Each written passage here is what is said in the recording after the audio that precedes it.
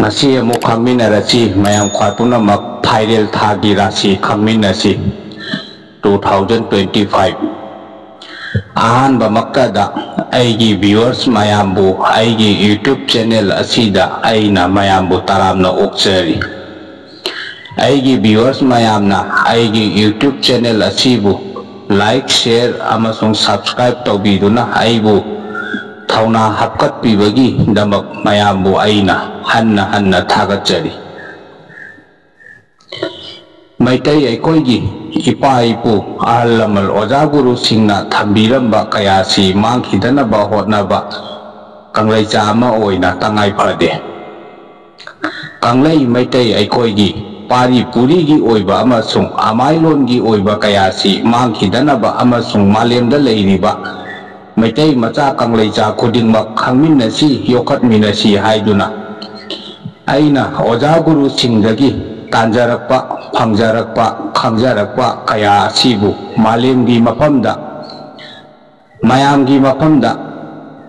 thamjaba yaba khara thamjage aina yamna khangi haijabagi wafamdi nachade aigi pandamdi maitai macha kanglaicha mayamgi aikoigi ipa ipu oja guru maichou maino kayana tunggi charol surol singgi damak thambiramba kayasi mangkhidanaba khak pandam thamduna mayamgi mafamda thamjabani phongdokjabani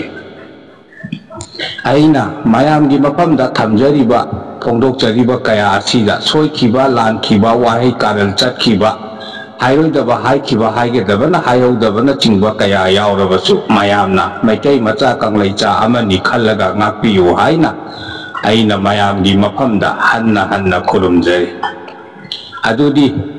khangminarasi pairen thagi mesh rasina kari hairi haibadu pairen tha asi ningba thungba chaning taba tha oigadori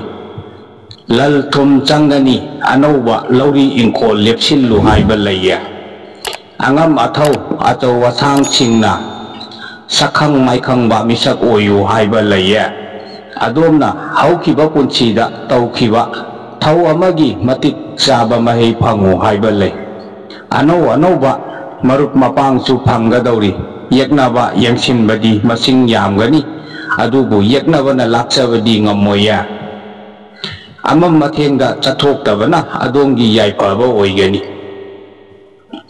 chaba thakpada khara cheksinba phagani maramdi puk thinba puk nungsit kaba chakhaugi oiba anaba khara mayoknaba yai cheksillo sagai natei ichil inau singa khara ningai sangdanau haiba laiya yumda mising hengatlu haibasu lei laisabi pakhang singi oinadi yum panba yaba matamni nungsi nungongi lambida ayetpa charak chahing naiba thawdok wathok khara thokadauri cheksillu thangja numita kokpa yengi marum amada ming iraga thangja numita turel mapanda khumjillu laipa kokpa guru haibadi mangal grahagi langpham khara lei chakhau mari ising mari amasung i mari khara soi sa nga ka hena chaba yu thakpa sijinaba yade yensangda hawai mairungbi chakwai chaba yade nokchup maige chatpa pangde timu laimu saroi ngaroi mayoknaba yabagi akiba laiya yumdagi thabaging khanggi chathokpa matamda asangba machugi phi setpa sijinaba yaipaba oigani nongpok ningthau ipabu matam pumnamakta chetna ningjau thongni jawo yaipaganiya amuk khangminarasi brisa rasigi matangda viral tha asi afaba chaukhatpa tauruba thabak khudingmakta mai pakpa tha oina tawgadauri mathak thongba ahal lamal achau asang singdadi khara yengsinba tha oigadauri adubu marup mapang singgi matengdagi ayetpa pumba kokpa ngamganiya kuina namsinduna leiruraba lal phanglaba yai yumda lal changu haiba lei alangba masak naiba pot amasu phangu haiba laiya sagai natai singi oiba nungai taba pau amadi taraba yai mikap miracle khara taraba yaye nongpo onba lato namada ching mut ama lai pedibi ama nganu marum ama lai angauba akachel haibadi dakhina ama haptuna konthong wangmada thangja nimita makha onna kathou aganiya ningthau kaba guru haibadi chandra grahagi ayet pakhara le imung manungda mithung chathung khara kallaba yai laisabi pakhang singi oinadi khara phatte minungsi khangdaba minamba kanagumba amagi langda thuraba yabagi akiba lei cheksillu kori machet ama hakchangda loinaba yamna phaiya tharoi waikhu nganu chaba yade oja oithak kaya mangba yai awang maikei chatpa pangde yeknaiya yariba makhai awang maikei da chatpa yaidekpa taudaba amam athengda chattabana yaifaba oigani karigumba matangda chattaba yadaduna chatpa tarabadi isada uhal pambigi masa ama loinawa yumdagi thabak inkhangi lam lapna chathokpada angangba machugi phi setpa sijinnaba yamna kanagani thangjing koyel lai ipabu pukning chetna ningjau thongni jau yaifaba oigani adongi amuk khaminarasi Phairil thagi mithun rasigi matangda Phairil tha asi asum mayai oina phaba chakotpa tha oina tawgadori mathak thongba achau asang singi miteng karal khara leigadori cheksinba phagani mathak thongba singi michai khara mayoknaba yabagi akiba leiya yumda lal thumdi changani adubu lal thumdi lepsinbada khara wana thokadoriya hakchangi oinadi kok mari khara nungairoi dori cheksillu kok ngawba chikpa kok haigatningdaba na chingba kaya oiraba yai kokal pambigi mara machet ama matam punamakta isada loinaba yamna kanaba oigani utang wagi utong amada phau sel lupa ama lei angaubaga haplaga Macildu mensillaga thangja koru numita ising achenbada thada kiba hakchangi oina yamna phai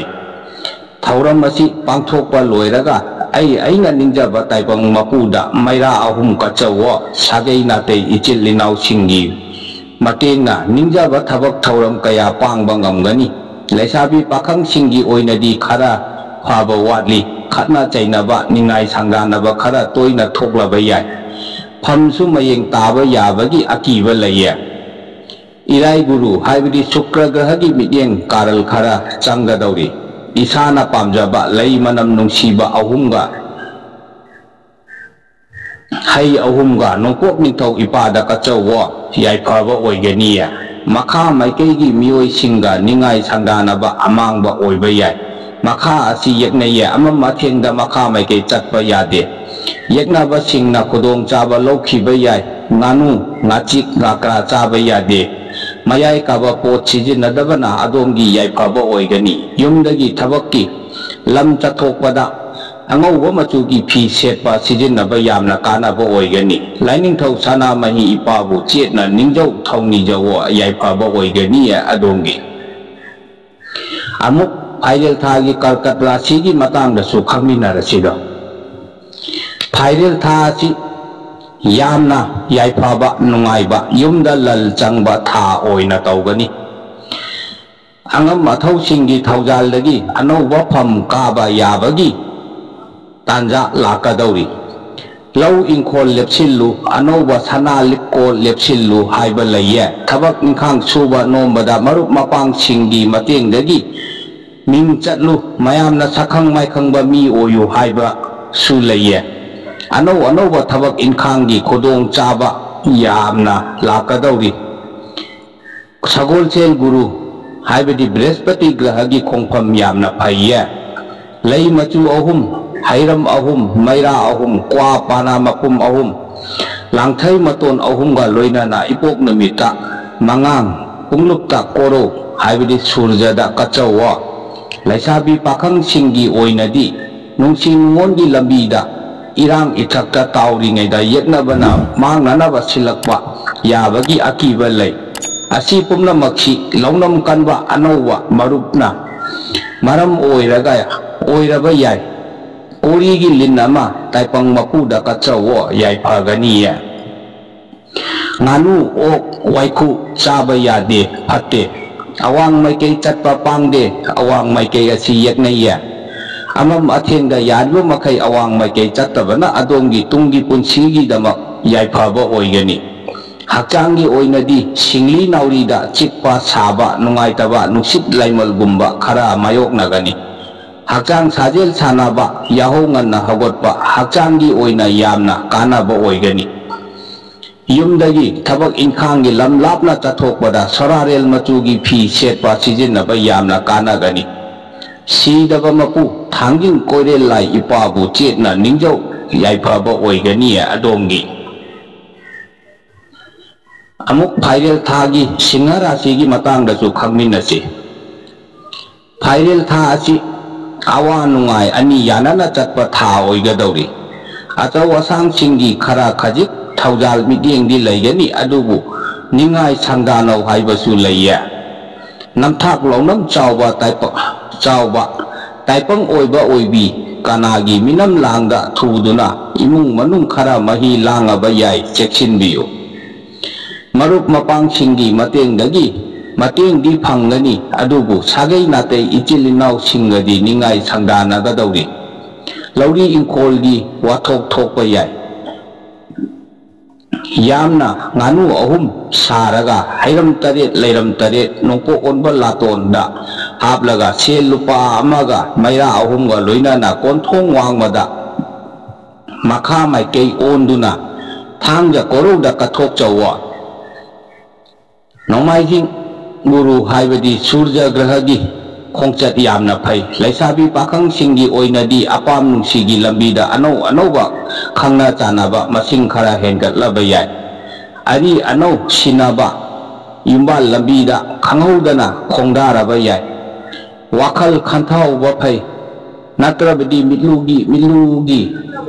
kangdaba thaudok mitlugi pirang kangdaba thaudok watok mayoknaba yai cheksinba phagani Ipok namita lai machu taret maira taret nongpok nithok ipada kachawo yai phaba oigani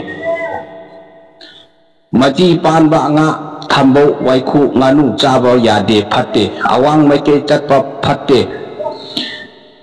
awang maikei asiba maikei oya yaknabana khodong chaba laukhigani awang maikei chattabana yai phaba oigani amam athenga chathokpa matamda isada uhal masa ama loina wo kanagani Yumdagi thabak inkhangi lamlapna chathokpa matamda angangba machugi phi ureirom machugi phi setpa sijinnaba yamna kanaba oigani Sidaba mapu ibudo nongda lairel pakang mapu pukning chetna ningjawo thauni jawo yai phaba oigani adongi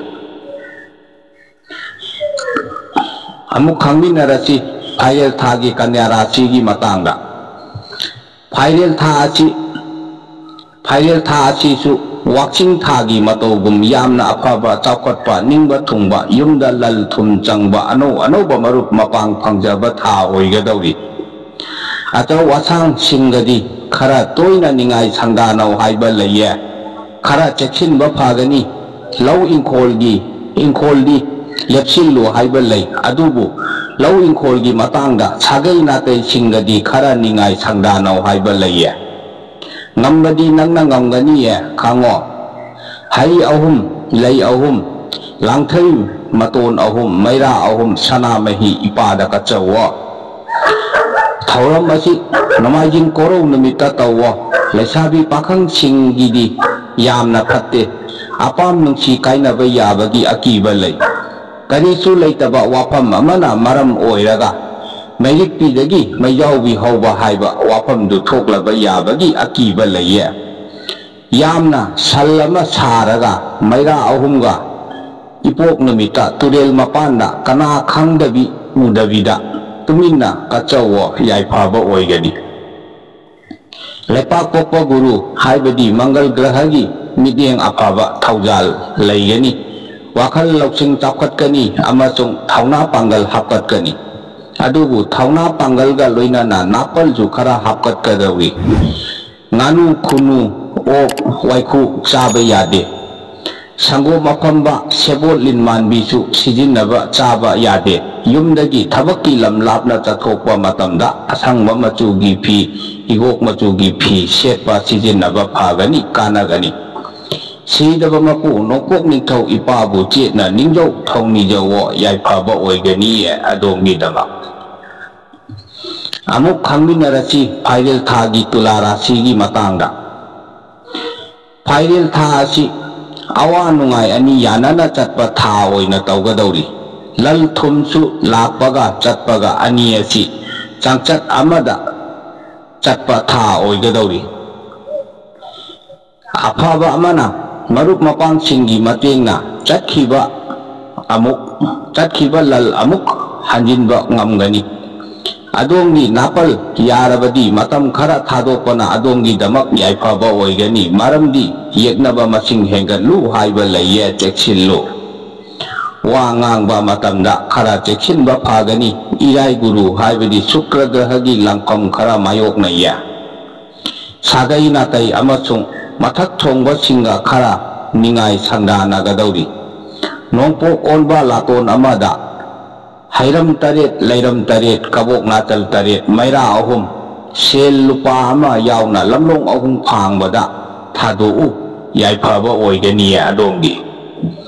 laisabi pakhang singi oinadi yum panba yaba afaba tha ama oigani nungsi nungongi lambida kharadi marei mara thangnaba yai migi miwa laurabadi yengba ngamdaba migi miwa yengba ngamdaba mioi kharagi migi miwa khara changaniya phairel thagi loiramdaida pau nungaiba tagadawriya icha isugi nungaiba pau taraba yai thabak ingkhangi oiba nungaiba pau su taraba yai hakchanggi maramda khara cheksinba phagani hakchangda nungsit maning makha tamba yai ayuk yaho nganna hawatpa hakchang sajal sanaba yamna phai nongchuk maikei chatpa pangde nongchuk maikei asi yeknaiya yumdagi thabak ingkhangi lam lapna chatpa matamda higok machugi phi angauba machugi phi setpa sijinaba yaifaba oigani panthoibi imabu matam pungnamakta chetna ningjau thawni jau yaifagani adongbi amuk phairel thagi basic rasigi matangdasu khara khangminarasi phairel tha asi afaba chakhotpa ningba thunganba tauruba thabak thauram khudingmakta daw yamna yaba tha oina tawgadawri yumda lal thum changani anauba ingkhol lepkadawri makhong mari panba sa sal natraga gari leplaba yai anauba marup mapangsu masing hengatlu haiba laiya kuina taduna namsinduna leiruraba lal khanghaudana phanglaba yai irai guru haibadi shukra grahagi khongpham yamna phaiya nupi nupa ani lonba yabagi akiba laiye cheksinbiyu cheksindrabadi soidana ani lonlaba yai nongpok onba laton amada laiphedibi ama hairam taret lairam taret kabok natan taret langthai maton ahum sel lupa amaga hablaga maira amaga turel mapanda ipok namita thadou kokaniya sagai natei singa khara ningai sangdanagani laisabi pakhang singi oinadi apam nungsi thungnaba nungsi panthung yauba yabagi matamni nyumbal lambida khongdaba yaraba chap chaba tangkap oya nupa nupi oibina mathanta leiba achikpa amamba mafamda chatlabana yaifaba oigani adongi natrabadi migi minam langda thuraba yai lam koyu haiba lei thabaki matangdasu phamthol hapkatlu mingchat mingphau oyu haiba leiya nganu ok machi panba nga sagol hawai chaba yade nokchup lam maikeida chatpa pangde nongchuk maikei asi yeknaba maikei ni yumdagi thabak ingkhangi lam lapna chathokpa matamda angauba machugi phi setpa sijinaba yamna yaifaba oigani kanagani ipa ibungo nongpok ningthau ipabu matam punamakta chetna ningjau thawni jawo yaifagani adongi amuk khangminarasi phairel thagi dhanu rasigi matangda ꯐꯥꯏꯔꯦꯜ ꯊꯥ ꯑꯁꯤ ꯌꯥꯝꯅ ꯑꯐꯕ ꯆꯥꯎꯈꯠꯄ ꯂꯜ ꯊꯨꯝ ꯃꯆꯥꯛ ꯃꯔꯜ ꯂꯦꯞꯁꯤꯟꯕ ꯂꯧ ꯏꯪꯈꯣꯜ ꯂꯦꯞꯁꯤꯟꯕ ꯌꯨꯝꯗ ꯃꯤꯊꯨꯡ ꯆꯥꯊꯨꯡ ꯀꯟꯒꯟꯕ ꯊꯥ ꯑꯣꯏꯅ ꯇꯧꯒꯗꯧꯔꯤ ꯊꯕꯛ ꯊꯧꯔꯝ ꯀꯌꯥꯗ mayamna sakhang maikang wa ikai khumnaba misak ama oyu haiba laiye thabak thauram kayada phamthul chu kaba yaba su lei yengba ngamdaba yeknaba kayadagi khara chepsinbadi phagani adongi apaba chaukhotpa kayabu yengba ngamdaba mioi khara dagi adongi mangnanabagi maram khara laklaba yai ichil inau singasu ichil inau singisu khujil thaurang khara yauraba yai cheksinba phai khunu angauba ani hairam ahum leiram ahum maira ahum akatsel ama langthai maton ahum yauna ipok numita taipang mapuda kathok chawa ayetpa yeknaba pumba kokani namthaba ngamgani ya amam athengda makha maikeida chattabana adongi yaipaba oigani makha maikei asi yeknaiya laisabi pakhang singi oinadi khara asuk charak chahing naiba khoidou khara isau saugotpa tha oina taugadori ngamu ngakra waikhu chaba yade yumdagi thabaki lam lapna chathokpada hangampal machugi phi setpa sijinaba kanaba oigani palim ima sidabi imoinu imabu chetna ningjau thauni jau yaipagani ya adongi adudi amuk khaminarasi phairel thagi makar rasigi matangda phairel tha asi yamna afaba tha natrabasu phattaba tha makti nate chakhotpa hi ai kenba thadi oigadori angam mathau singna sakhang maikhangba midi oigadori adubu angam mathau singi thaujal midingdi khara watna taw watpa oina tawgadori lal thum nachak naraldi lepsillu haiba laiya yumda lal thum changani thabak ingkhangi lambi su asum mayai oina phai anauba thabak ingkhangi khudong chaba lakpa yai marup mapang singi mari phagatkani sagai natai ichil inau singi mari su yamna phagatkani ya laisabi pakhang singi oinadi khara phatte yumbal lambida chayetnaba ningai sangdanaba yabagi akiba lai lay angauba pareng ama hairam taret leiram taret maira taret akatsel yauna nongpok ningthau ipada ka chawo yaipagani ya icha isu phangnanaba hotnajariba singi oinadi phairel tha asida ningba thongaba yai nganu waikhu hameng mairel segot linmanbi chaba yade phatte tauruba thabak thauram kayada ayetpa lakani ya nongpok maikei chatpa pangde nongpok maikei asi yeknaiya yariba makai nongpok maikei da amam athengda chattabana adongi tunggi punsigi damak yaifaba oigani ya nongpok maikei da laiba yengba ngamdaba yeknaba kharana lang thakadauri cheksillu hakchangi oinadi atek akai nango haiba lai sorgi marida asok apal khara lai yahau nganna hagotpa hakjang sajel chanaba yamna kanaba oigani yumdagi thabak ingkhangi lam chathokpa matamda angangba machugi phi setpa sijinnaba yamna kanagani sidaba mapu ibudo nongda larel pakhangba pu chetna ningjau yaipaba oigani ya adongi adudi amuk phairel thagi kumbha rasigi matangda chu khangminasido phairel tha asi yamna afaba chaukhotpa tha oina tawgadori nachakna da lal thum lepsinba ngamba oigadori mingonda leikiba sel khangaudana phangba yabasu lei tauruba thabak thauram khudingmakta mai pakchaba mayamna ikai khumnaba yabagi matang tangkak kaya lakani thabak thauram kayada marup mapang singi matengna kanaba chakhotpa matang kaya lakadauri yaragadi matam kharagi oirabasu adomgi napaldu khara thadokpa phagani sagai natai ichil inau singadi khara ningai sangdanagani lauri ingkol ichak iralgi oiba muknaba oigadauri cheksinbiyu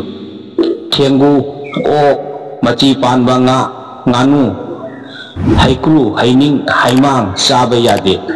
Thangja Guru, Haibadi Sani Grahagi Kongchat Yamna Pagatle, Thangja Guru Gi Taujal Miting Laibana, Yeknabana, Adomu, Lakchava Ngamoya. Awang Maikei Yeknaya, Awang Maikei da Amam Ateng da Chatabana, Adongi da Magyai Pava Oigani. Gari Taubada Kara Chechinba, Chechinna Tauba Pagani, Asok Apan Nangbaya, Laisabi Pakang Singi, Oinadi Yamna Pai, Yumpan Bayaba Laya, Yumpan Badi, Kulapna Yumpan Bana Tungi Punchida Yaipaba Oigani, Yumpan Kiroi Kanba Mioi Singi, Tabal Ahum, Hairam Ahum, Maira Ahum, Akachel Ahum Yauna, Ibudo Pakang Badakachawo Yaipaba Oigani. Sa nga yamna chaba khara thadokpa phagani wakhal leitapam khangdaba oirakpa yabagi akiba lei yumdagi lam lapna chathokpa matamda sana machugi natraga hangampal machugi phi sepa sijenaba kanaba oigani panthoibi ima bu chena ningjau thongni jawo adudi amuk phairel thagi min rasigi matangda so mukhaminarasi phairel tha asi Awa ana ani yanana chatpa tha oigadori adubu yumda lal thumdi changani ichak iral lepsinba tasinba ngamba tha oina tawgadori namthak launam kanganba oidaba yamna ngangba sijinnaba kayadagi lapna leibana adongi tungi punsigi damak yamna yaipaba oiganiya apha pun nangu haiba matang khara lei cheksinba phagani cheksindrabadi ikaiba chokpa Lal Chatpa Yabagi Akiba Laya Nupi Oibi Maugi Masingda Chalabi Amagi Minam Langda Thubadagi Thoklagadaba Thodo Oirabayai Mongba Hanba Ipada Hairam Taret Lairam Taret Kabuk Athum Ahaw Maira Taret Yauna Kachawa Laisabi Pakang Singi Oinadi Yamna Pai Adubu Anoba Marup Mapang Singa Khana Chanarubana Maram Oiraga Khara Khana Chainaba Thodok Wathok Nangabayai Yumbal Lage Khalaba Singidi Yamna Pai Thangja Guru Haibadi Sani Grahagi Chahi Taret Makhagi Dasa Haubana Apa Pata Khantaba Ngamdaba Pukning Leitadaba Wakal Irang Langba Matamni Cheksin Biyu Thangja Namita Pi Amubana Chaba Lai Pidibi Amane Yot Matek Amane Hairam Ahum Leiram Ahum Sel Lupa Amaga Nongkok Onba Laton Amada Hablaga Konthong Wangwada Nongchup Maikei Onduna Thado Yaipaba Oiganiya Nongchup Maikei da Chatpa Yade Nongchup Maikei Asi Yeknaya Mina Lai Tilna Lakcha Kibaya Korigi Kudop Ama Kudyaida Sijinba Natraga Sana Kongnang Mara Machet Ama Thangja Namita Lauraga Korigi Jantrada Hablaga Kwangda Sijinba Yamna Phagani Kanagani Thangja Korong Namita Sanga Chaba Yu Thakpa Adongi Punsida Akaiba Oigani Yumdagi Thabak Ingkhangi Lam Lapna Chathokpa Matamda Angangba Machugi Phi Sepa Sijinaba Yamna Kanaba Oigani Sidaba Mapu Mongba Hanba Ipabu Namit Khudingi Ningjau Thonijau Yaipaba Oigani Adongi Punsida Adudi Nasigi Oinadi Aigi Video Asi Matang Asida Loisinjarage Viewers Mayam Khwai Pumnamakna Aigi Video Asi Like Amasung Share Aduga Viewers Mayamna Aigi Channel Asi Subscribe Tobiyu Asigumba Khangbada Yamna Kanaraba Mayam ama lady atay aigi mathangi video blog ta oina makata na mo mayam khagminarasi hayum si daba mapu kuru si daba